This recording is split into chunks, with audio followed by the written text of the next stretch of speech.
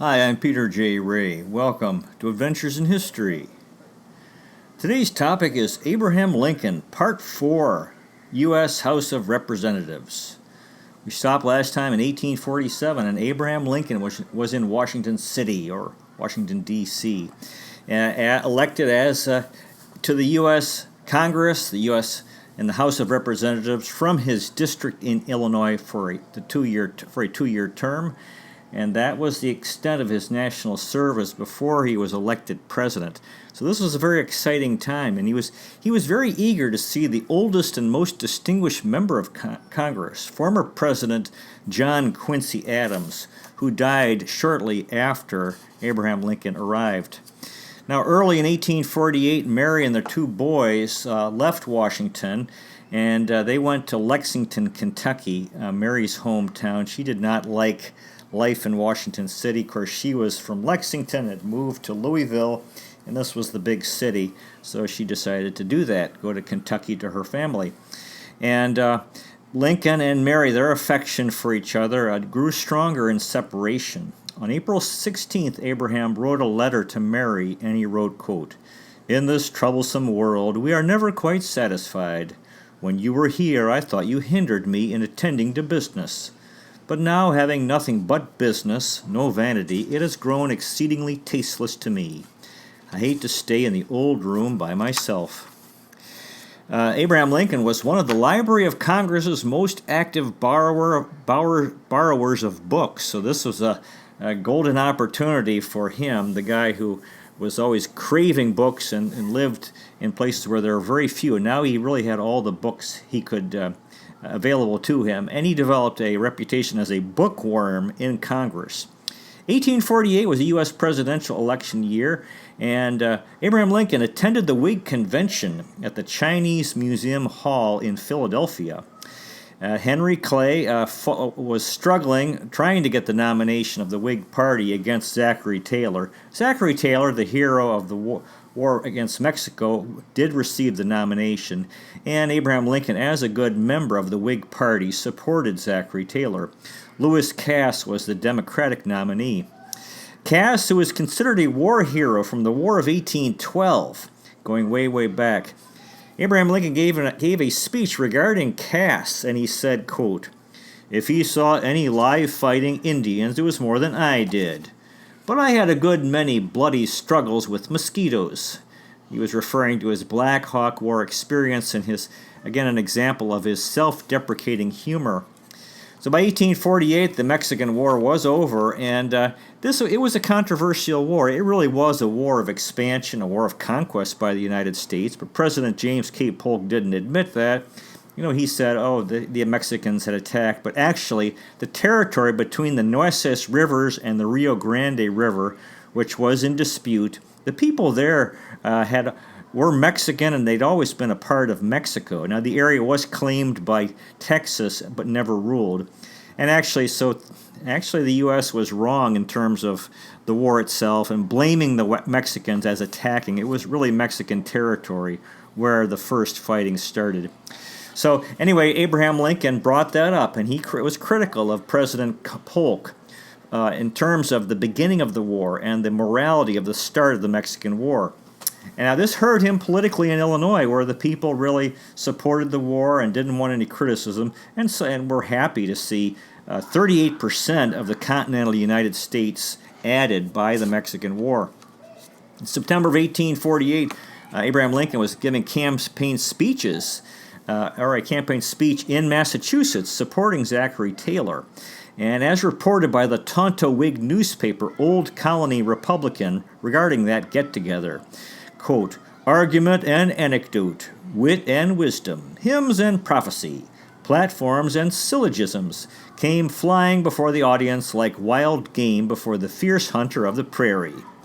There has been no gathering of any party in a region where the response of the audience were so frequent and so vigorous." So I guess the people enjoyed his speeches in support of Zachary Taylor.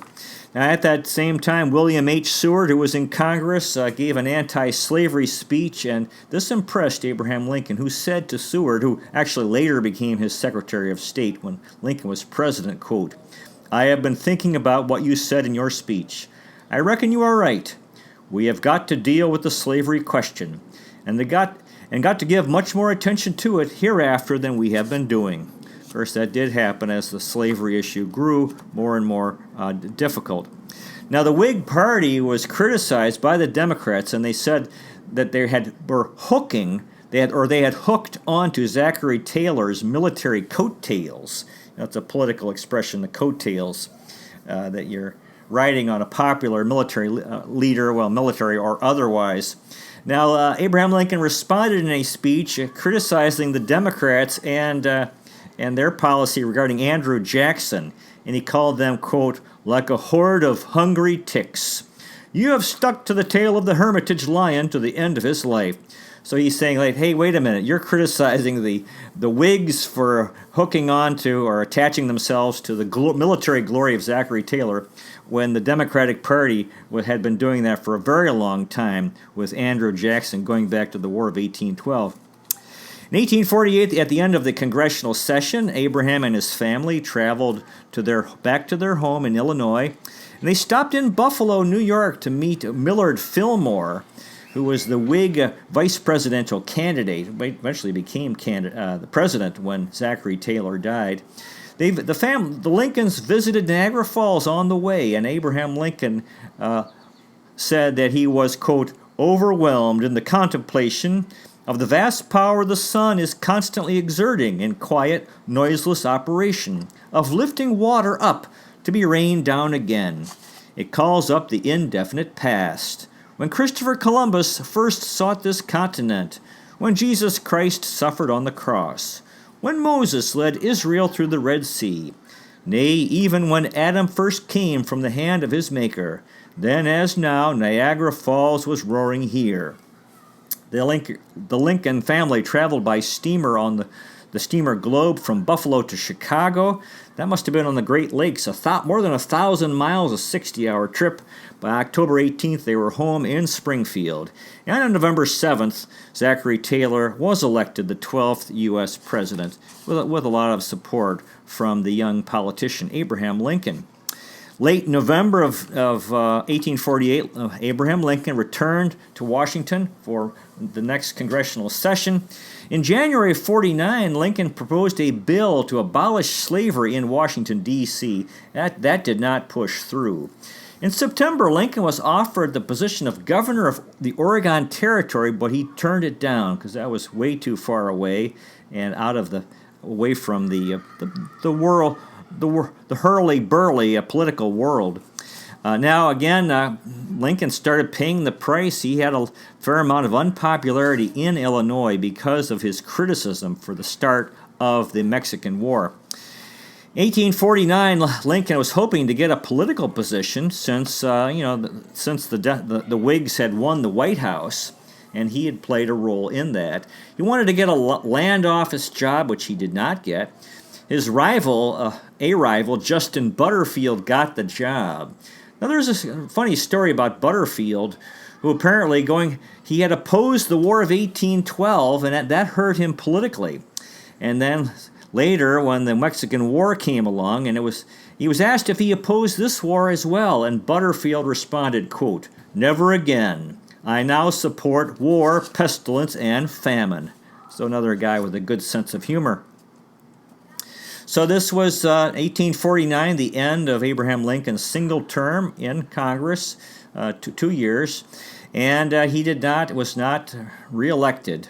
So he went back to Springfield to practice law, and he said, quote, from 1849 to 1854, both inclusive, I practiced the law more assiduously than ever before.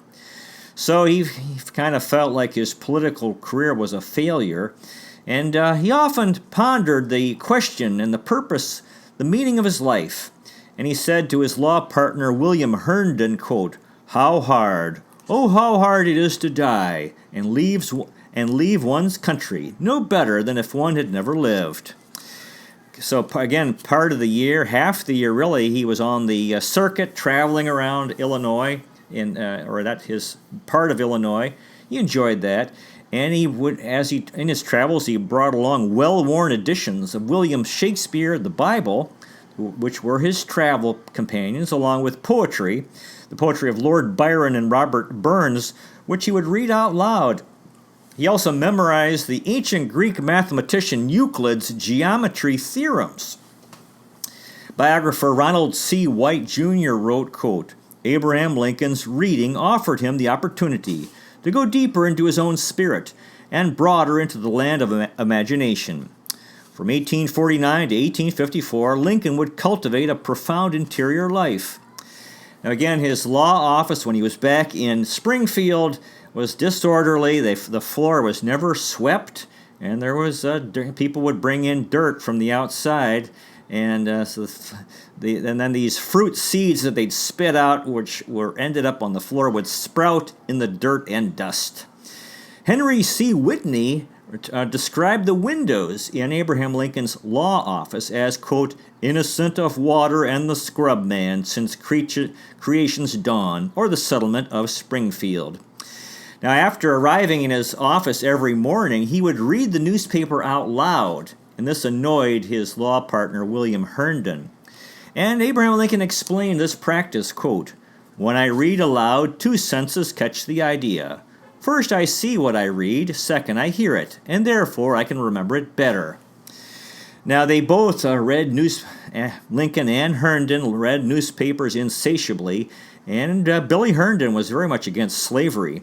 Lincoln believed it was important to hear the Southern side as well in this growing conflict over slavery, which led to the Civil War, and he had newspapers from both North and South.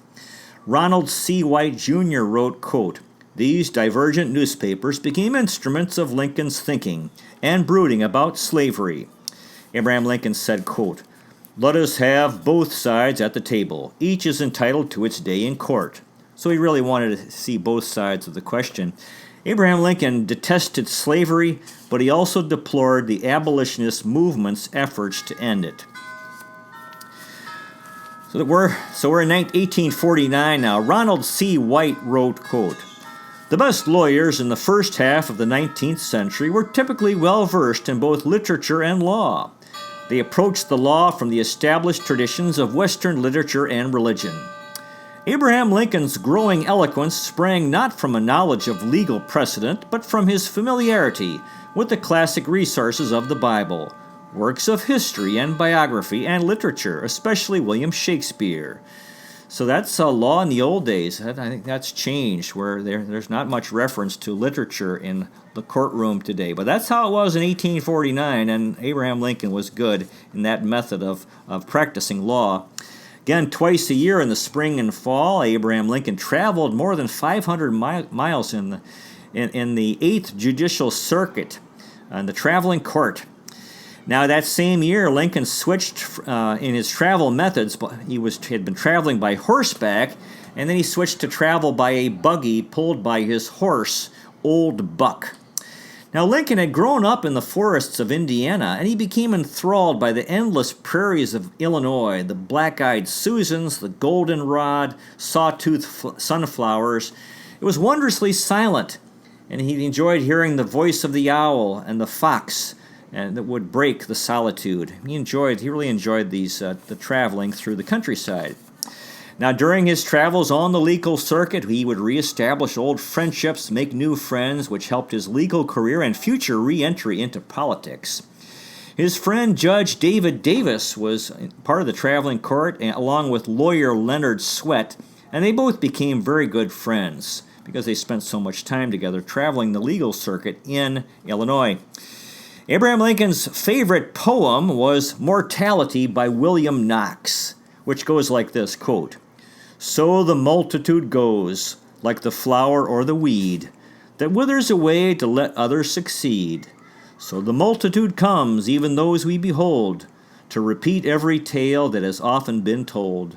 For we are the same our fathers have been. We see the same sights our fathers have seen. We drink the same streams and see the same sun, and run the same course our fathers have run. They died, aye, they died. We things that are now, that work on the turf that lies on the brow, and make in their dwellings a transient abode, meet the things that they met on their pilgrimage road. Yea, hope and despondency, pleasure and pain, are mingled together in sunshine and rain, and the smile and the tear and the song and the dirge still follow each other like surge upon surge. 'Tis the wink of an eye, 'tis the draught of a breath, from the blossoms of health to the paleness of death, from the gilded saloon to the bier and the shroud. Oh, why should the spirit of mortal be proud? Wonderful poem. In 1850, Abraham Lincoln's father Thomas was dying and Lincoln did not visit. Stephen B. Oates, a biographer, wrote, quote, "His father was a stranger to him, who perhaps hadn't been positive and close and understanding and intelligent enough in raising his only son." Ronald C. White Jr. wrote, quote, "In the 1850s, Abraham Lincoln referred more and more in his speeches and writings to the ideas of the nation's founders, especially George Washington, John Adams, Benjamin Franklin, Thomas Jefferson, and James Madison, citing them as precedents for the problems and possibilities of his own day."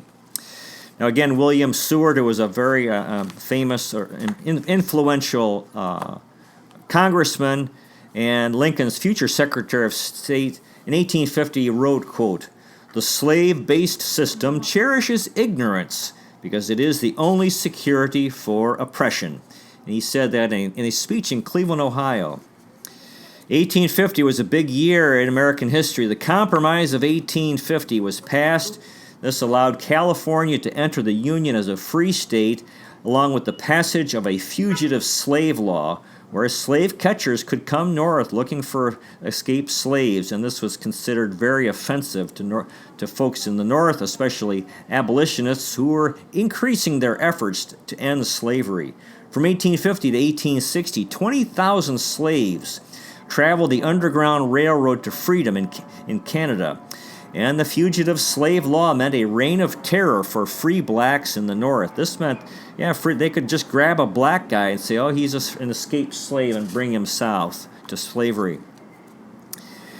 Abraham Lincoln had a willingness to admit mistakes and learn from them, and this became a part of his moral character.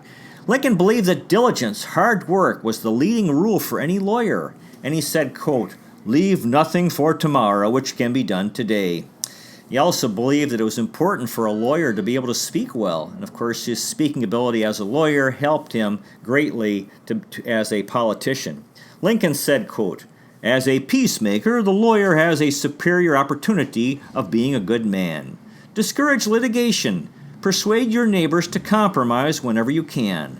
Point out to them how the nominal winner is often the real loser in fees, expenses, and waste of time." See, Lincoln, you can see he was a good man. He wasn't just trying to make as much money as possible. Here he's talking about being a peacemaker. Ronald C. White wrote, quote, "The skills Abraham Lincoln was developing as a lawyer, especially the subtle art of mediation, would one day soon be put to use on a much larger circuit." Of course, he's talking about the Civil War and particularly Lincoln's efforts at mediation among all those who disagreed on how to prosecute the Civil War in his cabinet and Congress and in the public. Now, in 1850, Lincoln was away from home on the legal circuit 175 days, so that's about half a year, 3 months at a time, twice a year. Ronald C. White wrote, quote, "Abraham Lincoln's wife, Mary, bore these absences as one who felt abandoned. Mary's mother had died when she was 6, and her father later remarried. Mary was not close to her stepmother, and her father was often away on business and with politics. So with Abraham gone, she focused on her children. Again, she was away from home, her own home in Kentucky. So this was tough on Mary, but she made the best of it. On February 1st, 1850, Abraham and Mary's second child, Eddie, died at age 3.5 of tuberculosis.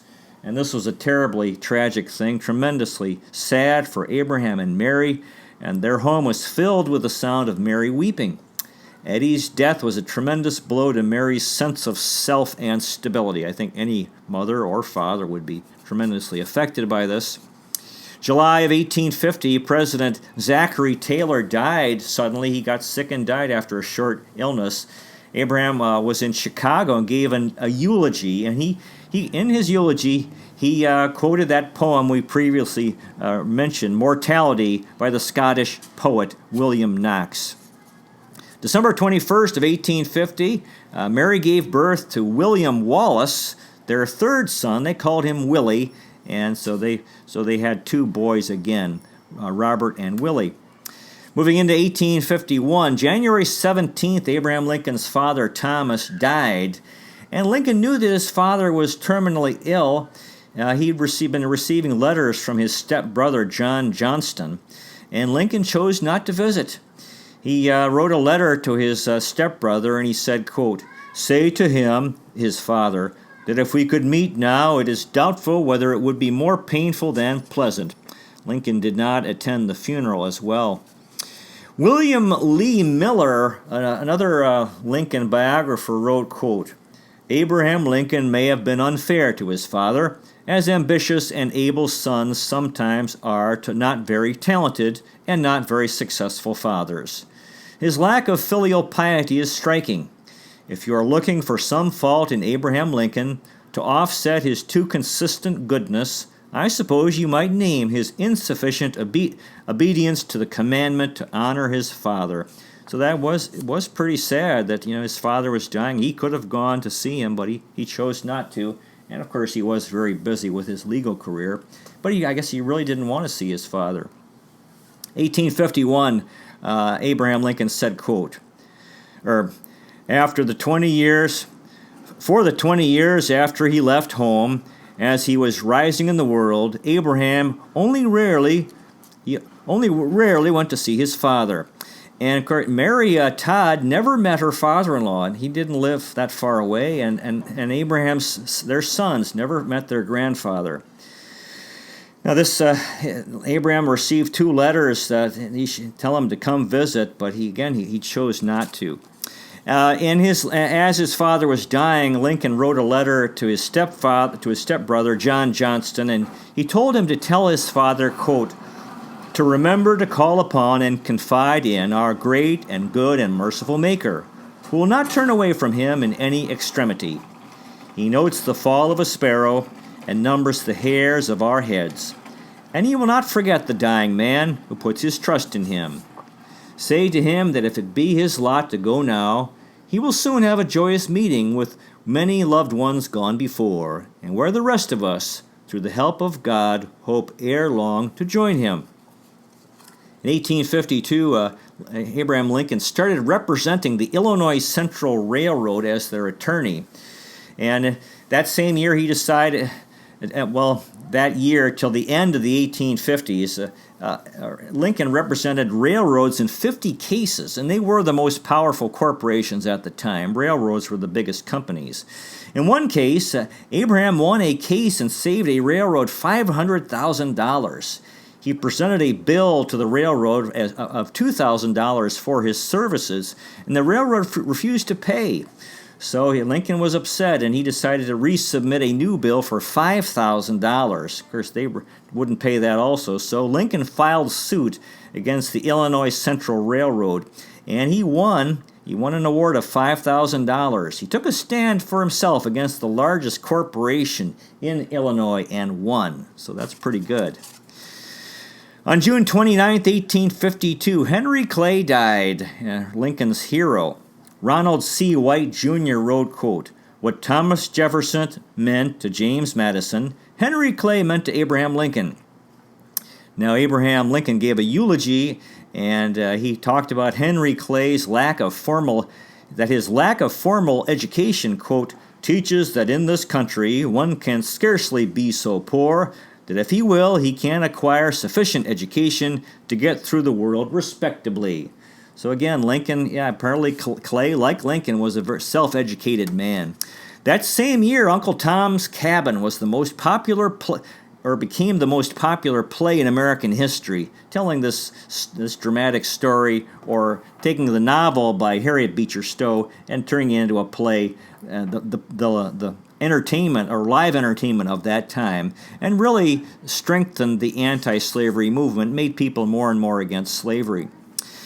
The following year, 1853, 1 year after the publication of the novel Uncle Tom's Cabin by Harriet Beecher Stowe, the novel sold more than 300,000 copies, the sales rate which was rivaled only by the Bible.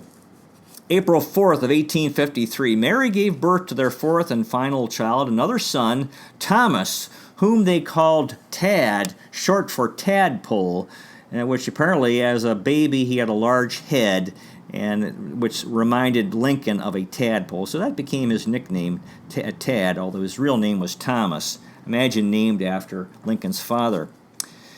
Stephen B. Oates wrote, quote, "At a time when parents and teachers alike thrashed children severely, Abraham and Mary Lincoln were remarkably permissive, too permissive in the eyes of several friends, who thought the Lincoln boys spoiled little hellions. But the Lincolns ignored such criticism. They listened to their children, took an interest in their worlds, and boasted of their achievements."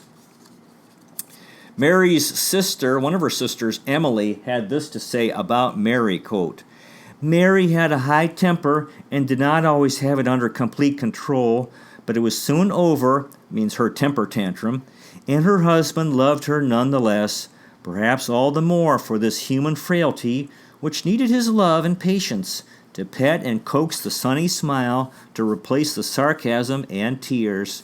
So Mary wasn't perfect, but they got along, and Lincoln was very patient with her. Of course, there was much good in her character. 1854 was another dramatic year in American history. The Kansas Nebraska Act was passed, and this opened the possibility of slavery coming into the Northwest Territory, and under the law, each state as it entered the Union could become a slave state if the people decided so. And the first issue became Kansas, that this meant that Kansas could become a slave state. This was a very controversial thing, and the debate over slavery was growing, and Abraham Lincoln was very much opposed to the Kansas Nebraska Act.